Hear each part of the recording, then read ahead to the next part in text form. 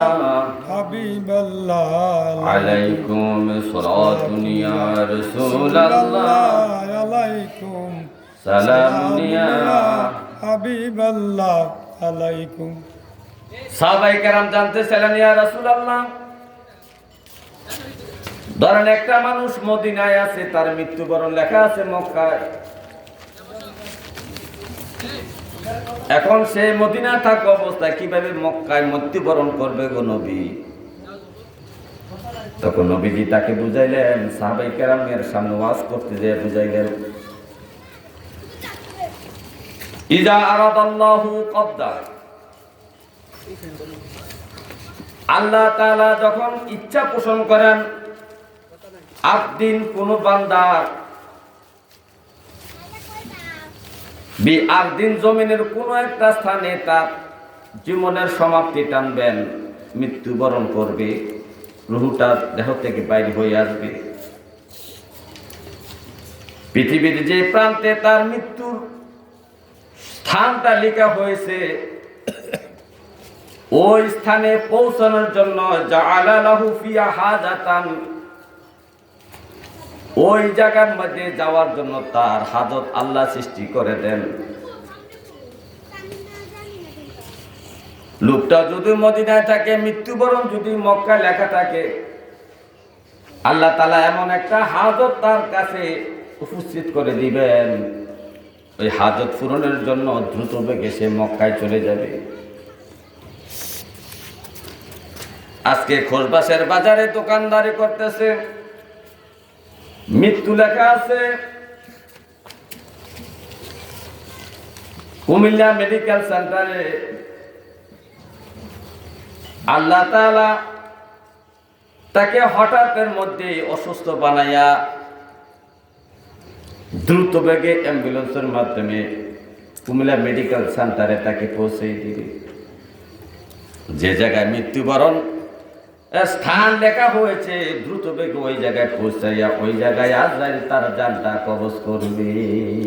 সুবহানাল্লাহ সুবহানাল্লাহ। এই কথাই নবীজি বলেছেন, আমার সাহাবারা, ইজা আরাদাল্লাহু কবদা আবদিন বি আরদিন জাআলা লাহু ফিহা হাজাতান, আল্লাহ তাআলা কোন মানুষের মরণের জন্য জমিনের কোথাও যদি স্থান নির্ধারণ করে থাকে, ওই নির্দিষ্ট স্থানে তার জান কবজ করার জন্য আল্লাহ প্রয়োজন সৃষ্টি করে দেন, হাজত সৃষ্টি করে দেন।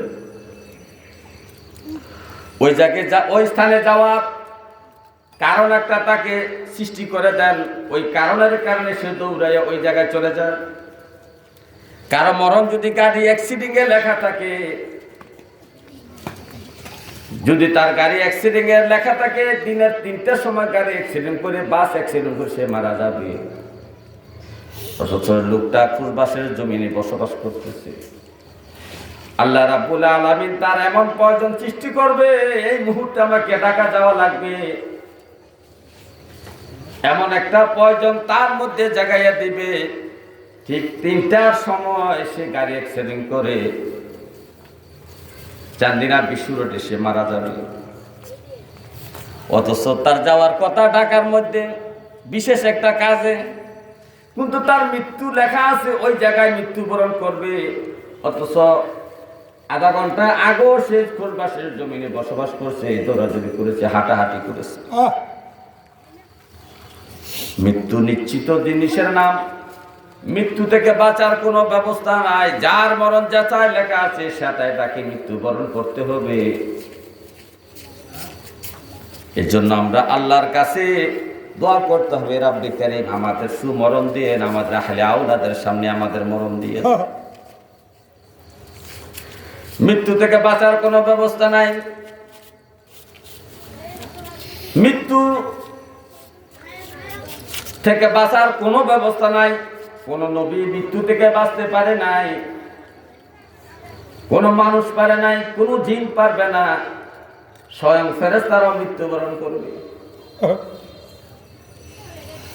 আজরাইল তামাম পৃথিবীর মানুষের জান কবজ করার পরে, জিন এবং মানব জাতির জান কবজ করার পরে যখন কিয়ামত হয়ে যাবে, তখন আল্লাহ তাআলা ফেরেশতাদের জান কবজের জন্য আজরাইলকে নির্দেশ করবেন, সমস্ত ফেরেশতাদের জান কবজ করা হবে। আরশ বহনকারী ফেরেশতারাও মৃত্যুবরণ করবে। সব ইসরাফিল, মিকাইল, জিবরাইল সবাই মৃত্যুবরণ করবে। আল্লাহ তাআলা আজরাইলকে প্রশ্ন করবে, আজরাইল এখন আর কি আছে? আজরাইল বলে, রব্বি কারীম, আমি আর আপনি ছাড়া আর কোন সৃষ্টি দুনিয়ায় নাই, আকাশেও নাই, জমিনও নাই। তখন আল্লাহ বলে, আজরাইল আমার আরশের নিচে তাকাইয়া দেখো। আজরাইল আরশের নিচে তাকাইয়া দেখে সাইনবোর্ডে লেখা আছে, আমার এই আরশের নিচে যারা থাকবে তামাম পৃথিবী কুল কায়নাত আল্লাহর আরশের নিচেই আছে। লেখা আছে, আমার এই আরশের নিচে যত সৃষ্টি থাকবে, যারাই থাকবে তাদেরকে মৃত্যুবরণ করতে হবে। তো ফেরেশতারা তো আল্লাহর আরশের উপরে নয়, আরশের নিচে। আজরাইল তো আল্লাহর আরশের নিচে আছেন। আজরাইল তখন ভয় পেয়ে গেলেন, হায় হায়, তামাম পৃথিবীর মানুষের এবং জিন ইনসান ফেরেশতাদের জান কবজ আমি করলাম। আজকে দেখা যায় আমি আল্লাহর আরশের নিচে আছি, আমার জান তো আমি নিজেকে নিজে কবজ করতে হবে। তখন আল্লাহ বলবে, আজরাইল তোমার জান তুমি নিজে কবজ করো, মত ইয়া জিবরাইল তুমি মৃত্যুবরণ করো। যে আজরাইল তামাম পৃথিবীর মানুষের জান কবজ করলো, তামাম সৃষ্টির জান কবজ করলো, জিন ইনসান ফেরেশতার জান কবজ করলো, ওই আজরাইল শেষ মুহূর্তে আল্লাহর হুকুমে নিজের জানটা নিজে কবজ করলো। মৃত্যুবরণ করতে কেউ চায় না। মুসা আলাইহিস সালাম 120 বছর হায়াত পেয়েছেন। মিশরে তার জন্ম, বনি ইসরাইল জাতির মধ্যে তার জন্ম। বিভিন্ন কারণে অনেক ঘটনা আপনারা শুনেছেন। মুসা আলাইহিস সালাম শিশু অবস্থায় ফেরাউনের রাজপ্রাসাদে লালন পালন হয়েছে, লালিত পালিত হয়েছে। মায় যখন দুধ পান করাইছে, ফেরাউনের রাজপ্রাসাদ থেকে শিশু মুসা নবীকে তার আপন মা নিজ বাড়িতে নিয়ে আসেন দুধ পান করার জন্য। ফেরাউন কিন্তু জানে না এটা তার আপন সন্তান। নির্দিষ্ট সময় পর্যন্ত দুধ পান করানোর পরে মুসা আলাইহিস সালামকে আবার রাজপ্রাসাদে দেওয়া হয়েছে। ফেরাউন ভাবে এটা আমার সন্তান। আসিয়া, আম্মা জান আসিয়াও ভাবে মুসা আমার সন্তান। এই আস্তে আস্তে আস্তে আস্তে আস্তে আস্তে উনি বড় হতে লাগলেন। বড় হতে হতে যখন তার 30 বছর সময় রাজপ্রাসাদে সময় কাটলো, 30 বছরের পরে একটা দুর্ঘটনার মাধ্যমে একদম কিপ্তিকে হত্যা করা হলো। ফেরাউনের বংশের এক লোকের হত্যার ঘটনায় মুসা আলাইহিস সালাম মাদায়েন শহরে চলে গেলেন। 30 বছর বয়সী মুসা আলাইহিস সালাম মাদানে যাইয়া সোহাব আলাইহিস সালামের মেয়ে সফুরাকে বিয়ে করলেন। 10 বছর ওই জায়গায় উনি থাকলেন। বিবিকে নিয়ে যখন আবার মিশরের দিকে রওনা দিলেন, রাস্তা বলে উনি তুর পাহাড়ের কাছে চলে গেলেন। তখন তার বয়স 40 হয়েছে। তুর পাহাড়ে যাওয়ার পরে আল্লাহ তাআলা তাকে নবুয়্বতি দিলেন, তওরাত কিতাব দিলেন। তওরাত কিতাব নিয়ে যখন মুসা আলাইহিস সালাম ফেরাউনের রাজপ্রাসাদে যে দ্বীনের দাওয়াত দিলেন, আল্লাহ ওয়াহদানিয়াতের দাওয়াত দিলেন, রিসালাতের স্বীকৃতি নেওয়ার জন্য আহ্বান করলেন। মুসা আলাইহিস সালাম এই আহ্বানকে ফেরাউন অস্বীকার করল। শুধু 1-2 বছর নয়, প্রায় 80টা বছর মুসা আলাইহিস সালাম এই ফেরাউনের জাতিকে, কিপ্তিকে এবং বনি ইসরাইলকে হেদায়েতের দাওয়াত দিলেন। বিভিন্ন পদে পদে এই ইহুদি জাতি, এই বনি ইসরাইল জাতি মুসা আলাইহিস সালামকে বিভিন্ন পদে পদে কষ্ট দিয়েছে। সর্বময় তার জাতির চিন্তায়, তাদের হেদায়েতের চিন্তায় মুসা নবী চিন্তায় চিন্তিত হয়ে জর্জরিত হয়ে আছেন। এই জাতিকে নিয়ে অনেক কষ্টের মধ্যে মুসা নবী আছেন।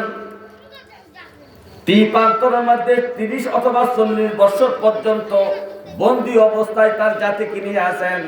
তার জাতিকে হাদায়াত একদিক দিয়ে বুঝাই গেলে অপর দিক দিয়ে সে আবার উল্টা বুঝে। এই জাতিদেরকে হেদায়েতের বাণী শোনাইলে সবাই শুনে, সবাই স্বীকার করে, কিছুক্ষণ পরে আবার অস্বীকার করে, আবার গরু পূজা শুরু করে দেয়, মূর্তি পূজা শুরু করে দেয়। উনি এভাবে অনেক টেনশন আছেন। এমত অবস্থায় আজরাইল জান কবজের জন্য মুসা নবীর কাছে গেলেন।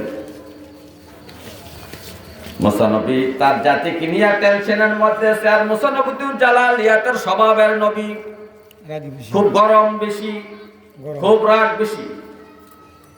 জালালিয়াতের কারণে তার মেজাজ খুব কড়া। যখন আজরাইল তাকে জান কবজের জন্য গেলেন, আজরাইলকে দেখে বললেন, কিসের জন্য আসছেন? আপনাকে নেওয়ার জন্য আসছি। দুনিয়াতে আপনার বিচার মেয়াদ শেষ, আপনি মৃত্যুবরণ করবেন।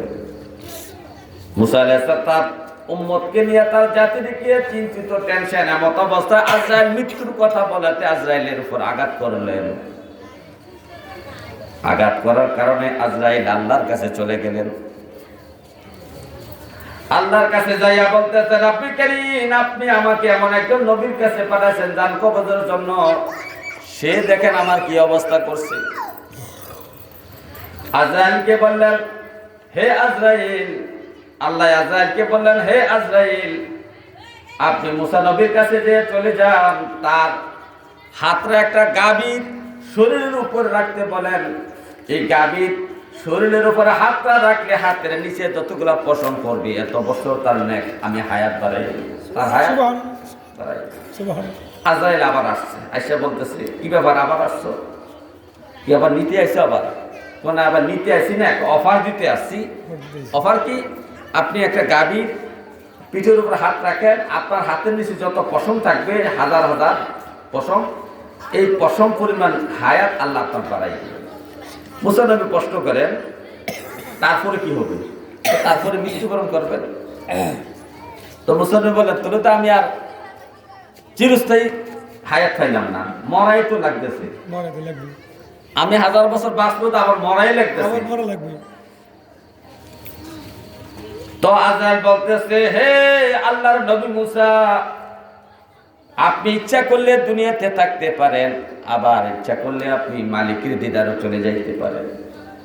আর এই মুহূর্তে যদি আপনি আল্লাহর ডাকে সাড়া দিয়ে চলে যান, আল্লাহর সাথে আপনার সাক্ষাৎ হবে, দেখা হবে।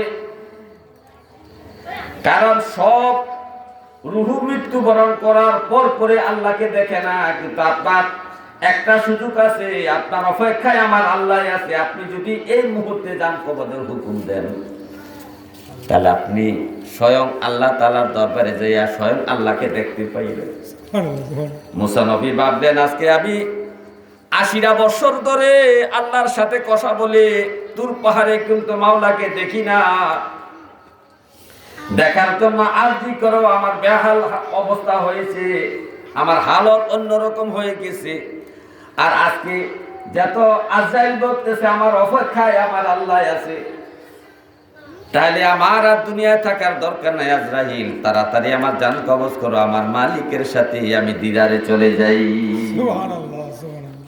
দেখছেন, মুসা নবী কিন্তু চেষ্টা করছে দুনিয়াতে থাকার জন্য, কিন্তু আল্লাহ অনেক তাকে বুঝ দিয়া, অনেক রকম বুঝ দিয়া তাকে কি করছে, নিয়ে গেছে। পৃথিবীতে কেউ থাকতে পারবে না, মৃত্যুবরণ করতে হবে। টাকা পয়সা দিয়ে, আজরাইলকে টাকা পয়সা দিয়ে, ধন সম্পদ দিয়ে, আপনি আজরাইলকে টাকা পয়সা ধন সম্পদ দিয়ে হলো হাজার অফার দিল, আজরাইলের হাত থেকে বাঁচার কোনো ব্যবস্থা নাই। যদি বাঁচা যায় তো তুমি সুলাইমান পয়গম্বর 1 নম্বর বাঁচতে পারতেন। তামাম পৃথিবীর রাজত্ব যার হাতে, জিন ইনসান যার হুকুমে চলে, জিন জাতি, দানব জাতি, দেও দানব থেকে শুরু করে যত জাতি আছে, যে পশু পাখি পর্যন্ত সুলাইমান পয়গম্বরের কথাই চলে।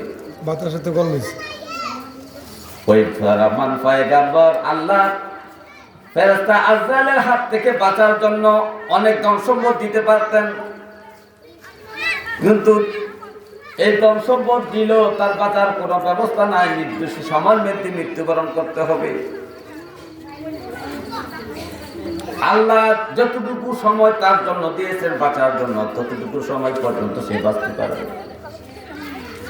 দাউদ আলাইহিস সালামের কাছে আজরাইল আইসা বলে, আল্লাহর নবী দাউদ, আপনার বিচার মেয়াদ শেষ, আপনার জান নেওয়ার জন্য আমি আসছি। দাউদ আলাইহিস সালাম বলতেছে, আজরাইল এটা আপনি কি বলেন? এখন যদি আমাকে নিয়ে যান তাহলে বাইতুল মুকাদ্দাসের কাজটা শেষ করা যাবে না। আমি বাইতুল মুকাদ্দাস আল্লাহর সন্তুষ্টির জন্য আল্লাহর ঘর নির্মাণ করতেছি, মসজিদ বানাইতেছি। আর এই মসজিদ বানানোর দায়িত্ব মানুষকে না দিয়া জিন জাতিকে দিয়েছি। বড় বড় পাথর বিভিন্ন পাহাড় থেকে সমুদ্র থেকে উঠে আইনা সুন্দর করে ডিজাইন করে ওয়াল বানাইতে হবে, বাইতুল মুকাদ্দাস বানাইতে হবে। জিন জাতিকে বাইতুল মুকাদ্দাস বানানোর আমি দায়িত্ব দিয়েছি। অর্ধেক কাজ শেষ হয়েছে, আর অর্ধেক কাজ রয়েছে। এখন যদি আমি চলে যাই তাহলে তাই বাইতুল মুকাদ্দাসের কাজটা শেষ হবে না। আজরাইল বলতেছে, আল্লাহর নবী দাউদ, মুসা, সুলাইমান আলাইহিস সালাম, আপনি আল্লাহর কাছে আরজি পেশ করেন যে আরো কিছুদিন হায়াত দেন। কারণ নবীদের এখতিয়ার আছে, দুনিয়া থেকে বিদায় হওয়ার এখতিয়ার নবীদের আছে। আল্লাহর সৃষ্টি জগতে নবী ছাড়া আর কোনো মানুষের এখতিয়ার নাই আল্লাহর কাছে একটু হায়াতের বিষয়ে আলোচনা করার। আর কোনো কারো শক্তি শুধু নবীদের আছে। যখন সুলাইমান আলাইহিস সালাম আল্লাহর সাথে কথা বললেন, রব্বে কারীম আমাকে আর কিছুদিন হায়াত দেন, আমি যেন বাইতুল মুকাদ্দাসের কাজটা শেষ করতে পারি। আমার আল্লাহ বলতেছে, দাউদ, নাহনু কদ্দারনা বাইনাকুমুল মাউত, আমি মৃত্যু নির্ধারণ করে দিয়েছি। এই নির্ধারণের সময়ের পরে 1 সেকেন্ড বাঁচা যাবে না। তবে আমি এতটুকু আপনার জন্য করতে পারি, এই যে জিন জাতিরা মসজিদে আকসা বানাচ্ছে, বাইতুল মুকাদ্দাস বানাচ্ছে, এই ঘরটা বানানোর কাজ কমপ্লিট করার জন্য আপনি মসজিদের সামনে যাইয়া একটা লাঠির মধ্যে ভর করে দাঁড়ায় থাকেন। নির্দিষ্ট সময় আপনার জান কবজ হয়ে যাবে, আপনার রূহ চলে যাবে ঠিক, কিন্তু আপনি পড়বেন না। আপনার দেহ থাকবে কিন্তু রূহ থাকবে না। মসজিদের কাজ শেষ হলে তখন আপনার দেহটা মাটিতে পড়বে। এতটুকুই আমি করতে পারি, কিন্তু মৃত্যু পেছানো যাবে না। মৃত্যু যাবে না। তাহলে কোন নবীর মৃত্যু পেছানো হয় না, আর আপনার আমার মৃত্যু কিছুতে পেছানো হবে না। নির্দিষ্ট সময়ের মধ্যে মৃত্যুবরণ করতে হবে। এই জন্য আমাদেরকে বেশি বেশি নেক আমল করতে হবে। ক্ষণিকের সময় আমাদের দুনিয়া, কখন আমরা চলে যাই কেউ বলতে পারি না। এই জন্য মৃত্যুর জন্য সবসময় প্রস্তুতি থাকা দরকার। মৃত্যুর জন্য কি প্রস্তুতি থাকার দরকার। ওই যে আল্লাহর এক ওলি মাথার মধ্যে শাকসবজির টুকরি নিয়ে বাজারের দিকে রওনা দিয়েছেন। এই আল্লাহর এই বান্দা কৃষক, আল্লাহর ওলি, সবসময় নামাজ পড়তেন, ইবাদত গুজার ছিলেন, সবসময় ওযু অবস্থায় থাকতেন। ঘর থেকে বাইর হওয়ার সময় ওযু করে বাইর হয়েছেন। মাথার মাঝে তরকারির টুকরিটা আছে, রাস্তা দিয়ে হাঁটতে হাঁটতে বাজারের দিকে রওনা দিয়েছেন। কিছু দূর যাওয়ার পরে আজরাইল আল্লাহর এই ওলির সামনে বলে, আসসালামু আলাইকুম।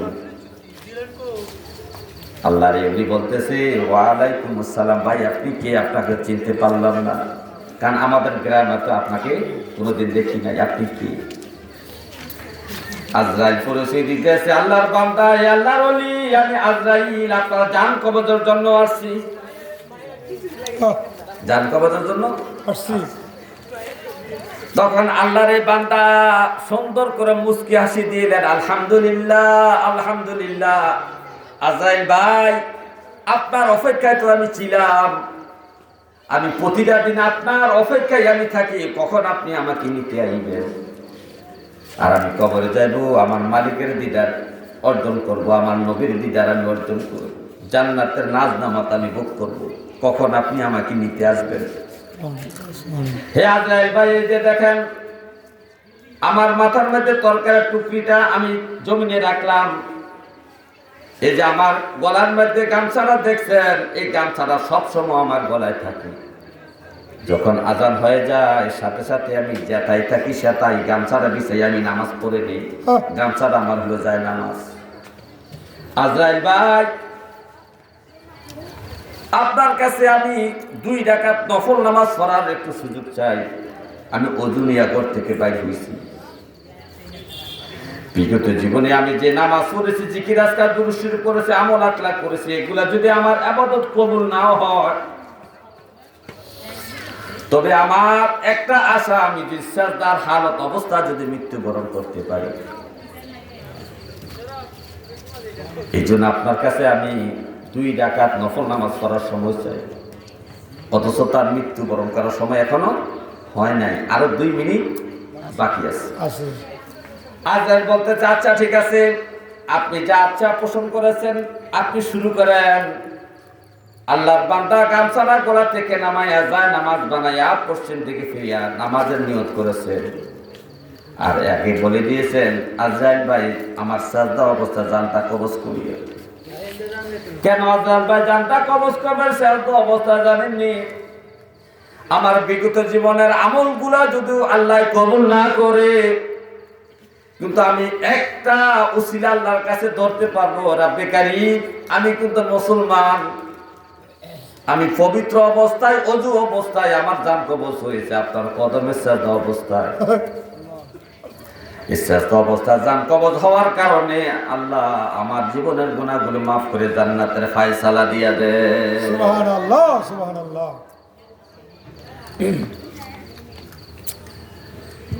তাহলে আমাদের প্রতিটা মুহূর্তে মৃত্যুর জন্য কি প্রস্তুত থাকতে হবে, প্রস্তুত থাকতে হবে। হে আমার ভাইও, তো দাউদ আলাইহিস সালাম আল্লাহর কাছে বললেন, আল্লাহ আমার হায়াতটা একটু বাড়ায় দেন, বাইতুল মুকাদ্দাসের কাজটা শেষ করি। আল্লাহ বললেন, হায়াত বাড়ানো যাবে না, নির্দিষ্ট সময়ের মধ্যে মৃত্যুবরণ করতে হবে, এটা আমার আইন। তবে আমি এতটুকু করতে পারেন, আপনি এই জিনদের সামনে, মসজিদের সামনে লাঠি পড়তে আপনি দাঁড়ায় থাকবেন। আপনার দেহ থেকে রুহু চলে যাবে, কিন্তু আপনি দাঁড়ায় থাকবেন, আপনি পড়বেন না। মসজিদের কাজ যখন শেষ হবে তখন আপনি পড়ে যাবেন, জিনেরা বুঝবে আপনি মৃত্যুবরণ করেছেন। যে কথা সেই কাজ। অনির্দিষ্ট সময়ের মধ্যে আজরাইল সুলাইমান আলাইহিস সালামের দেহ থেকে রুহুটা নিয়ে গেলেন। আর সুলাইমান আলাইহিস সালাম মসজিদে বাইতুল মুকাদ্দাসের সামনে লাঠি বড় দিয়ে দাঁড়ায় আছেন। জিনেরা তাকায় দেখে সুলাইমান পয়গম্বরের দিকে তাকায় আছে, তারা কাজে কোনো ফাঁকি দেয় না। জিনেরা সুলাইমান পয়গম্বরকে অত্যন্ত ভয় পাইতো।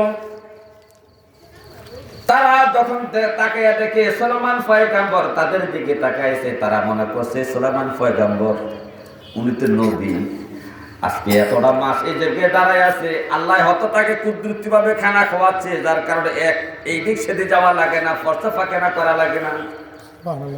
তাদের এই বিশ্বাস উনি নবী, আল্লাহ হয়তো কুদরতি ভাবে জান্নাতের খাবার তাকে খাওয়াচ্ছে। আর তারা এই কথাটা ওনারা ভাবছে যে সুলাইমান আলাইহিস সালাম জিন্দা আছে, জীবিত আছে।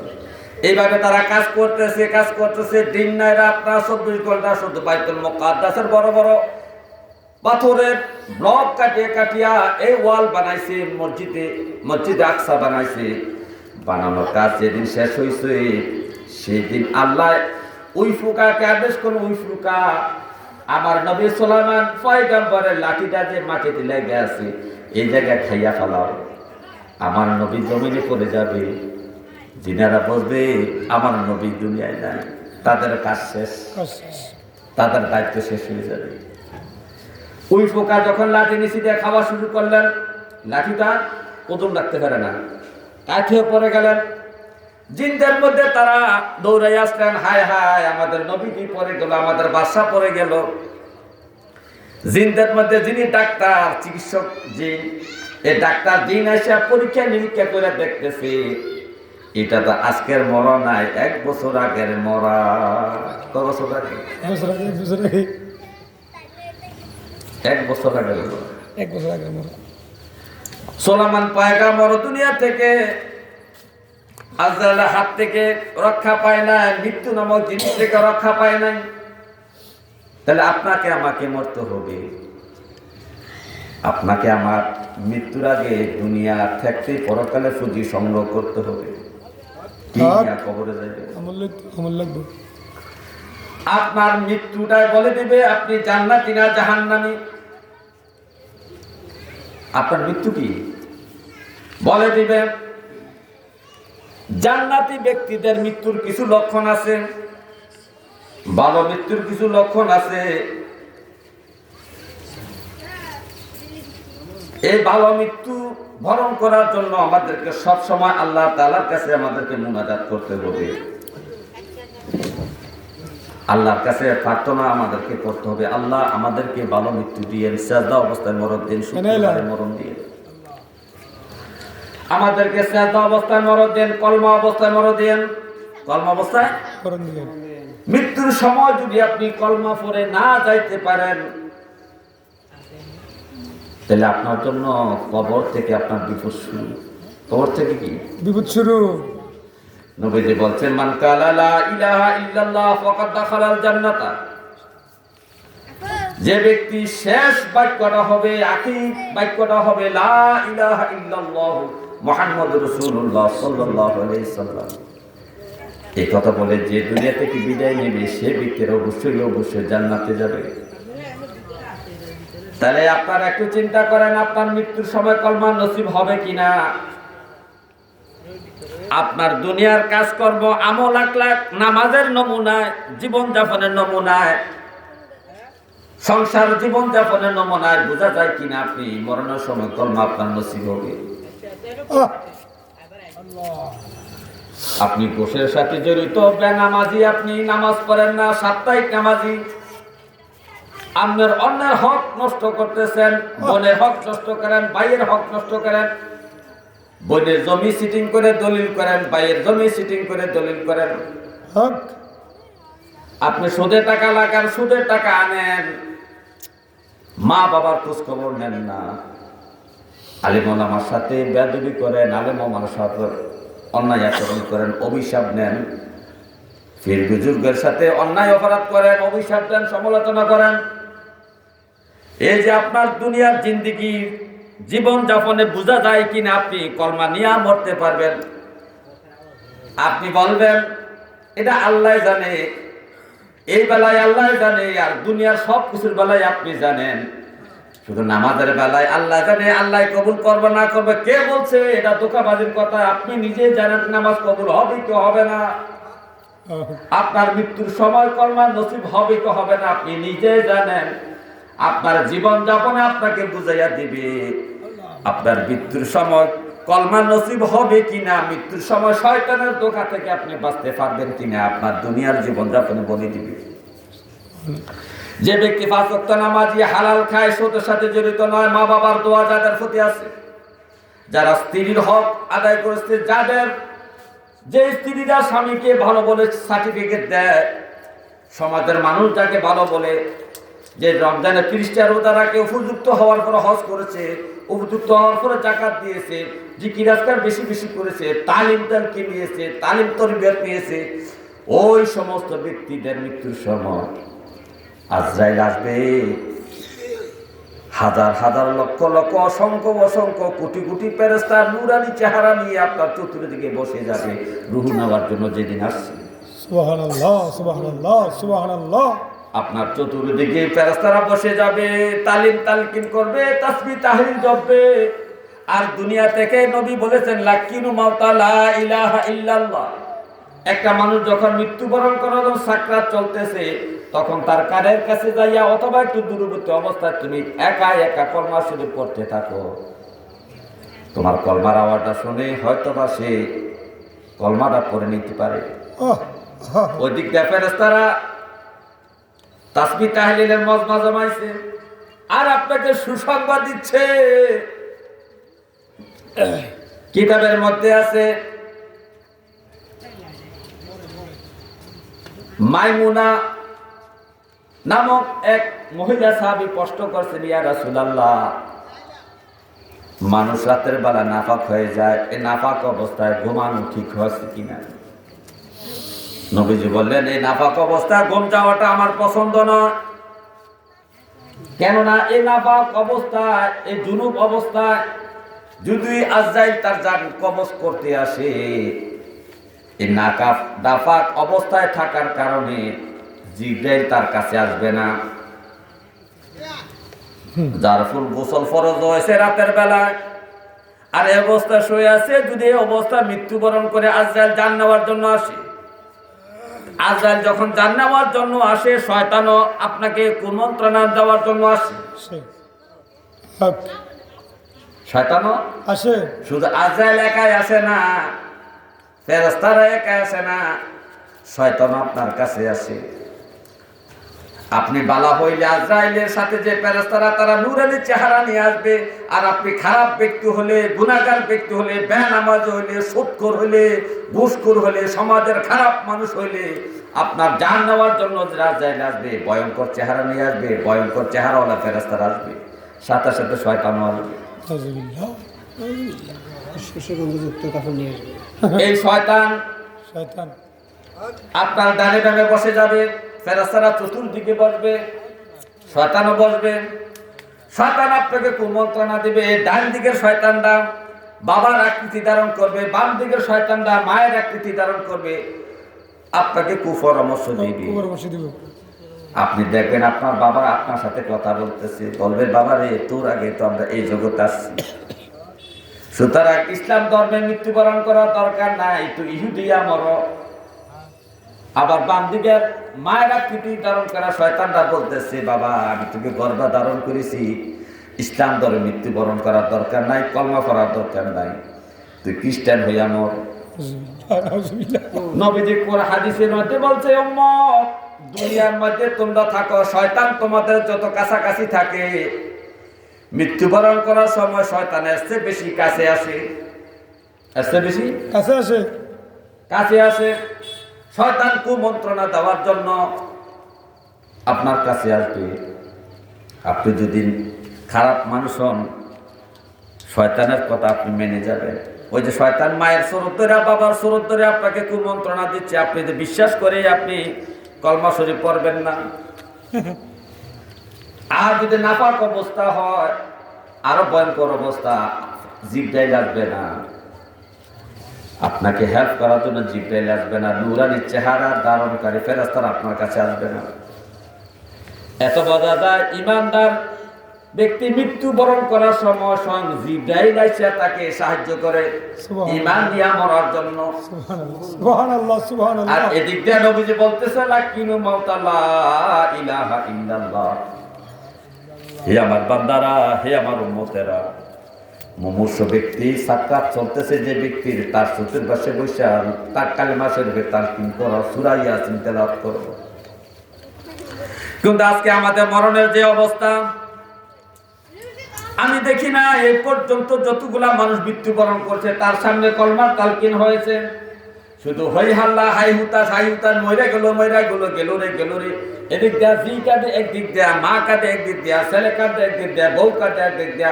এই কান্না রোলের কারণে লোকটা যে কলমা পরে দুনিয়া থেকে বেরিয়ে দিবে, এই সুযোগটা তারা নাই। এই জন্য আপনারা জীবিত থাকতে ওয়াসিয়ত করে যাবেন, হে আমার আওলাদেরা, সন্তানেরা, আমার বিবি শোনো, আমার যখন মৃত্যুর সময় চলে আসবে, আমার মৃত্যুর খবর, আমার মৃত্যুর সাকরাত যখন চলতে থাকবে, আমার কোন আওলাদকে খবর দিবা না, কোন মানুষকে খবর দিবা না। আমার মৃত্যুর পরে মানুষকে জানাইবা, আমার মৃত্যুর সময় কাকে খবর দিও না। তারা এসে হই হাল্লা করবে, কান্নাকাটি করবে, আমি কলমা শরীফের তালকিন নিয়ে কলমা শরীফ পরে দুনিয়া থেকে যাইতে পারবো না। কারণ আপনি কলমা শরীফের আওয়াজ শুনবেন না, তাদের কান্নার আওয়াজ শুনবেন। কোনটা শুনবেন? বুঝতে পারছেন? গভীর মনোযোগ। এই জন্য ওসিয়ত করে যাবেন, আমার মৃত্যুর সময় হই হাল্লা করা যাবে না। আরেকটা জিনিস করবেন, বিলাপ। মৃত্যুর পরে বিলাপ করা হারাম, কিন্তু সুখ প্রকাশের জন্য আপনি মনে মনে কাঁদা আপনার জন্য ওয়াজিব। বুখারী হাদিস।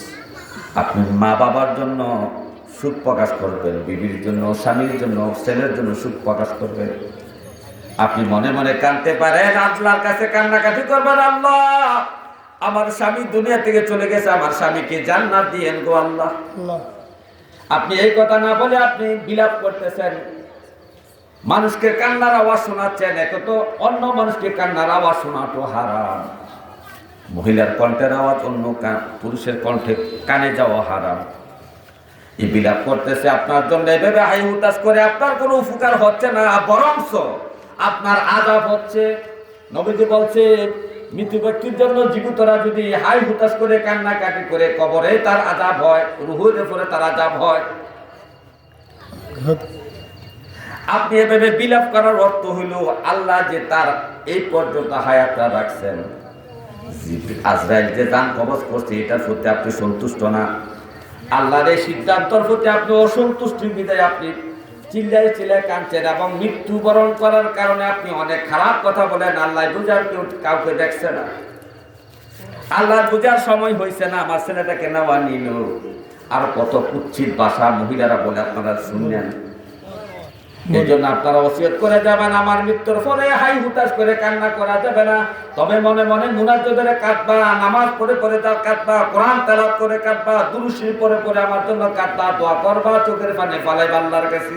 কিন্তু আওয়াজ দেয়া হাই হুতাশ করে বিলাপ করে, বিলাপের সুরে মহিলাদের কান্না সুরে সুরে কান্না যাবে না, এটা নিষেধ করে যাবেন।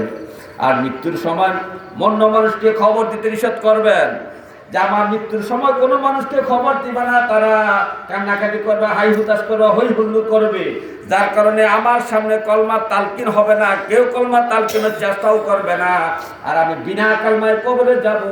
আর এই কারণে আমি বেঈমান হয়ে মৃত্যুবরণ করলাম, কবর থেকে আমার জাহান্নামের আযাব শুরু হয়ে যাবে।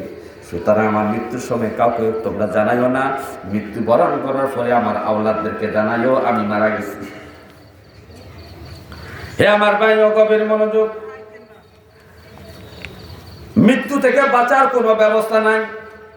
তার ভালো মৃত্যু হলো যে ব্যক্তি কলমার আওয়াজ দিতে দিতে লা ইলাহা ইল্লাল্লাহু মুহাম্মাদুর রাসূলুল্লাহ, লা ইলাহা ইল্লাল্লাহু মুহাম্মাদুর রাসূলুল্লাহ আওয়াজ দিয়া অথবা ঠোঁট নেড়ে নেড়ে যে ব্যক্তি দুনিয়া থেকে বিদায় নিল, তার মৃত্যুর লক্ষণটা ভালো, তার মৃত্যুর লক্ষণটা ভালো। 2 নাম্বার মৃত্যুর লক্ষণ হলো যে মানুষটার মৃত্যুর সময় কপাল ঘামে। কি ঘামে? নবীজি বলেছেন, হে আমার উম্মতরা শুনো, মুমিন কপালের ঘাম নিয়ে মৃত্যুবরণ করে। মুমিন ব্যক্তি, ইমানদার ব্যক্তি যখন মৃত্যুবরণ করে, খেয়াল করে দেখবেন কপালের মধ্যে ঘাম থাকবে। কি থাকবে? গাম থাকবে। কিসের মধ্যে ঘাম থাকবে? কপালের মধ্যে ঘামের ফোঁটা ফোঁটা থাকবে, ফোঁটা ফোঁটা থাকবে। এই চিহ্ন যখন দেখবা, নবী বলেছেন এই ব্যক্তিরা নিশ্চয় ঈমান নিয়ে মৃত্যুবরণ করেছে। এই কপালের ঘাম নিয়ে মৃত্যুবরণ করার জন্য আল্লাহর কাছে আপনাকে চাইতে হবে। 2 নাম্বার, শুক্রবারের দিন অথবা রাতে।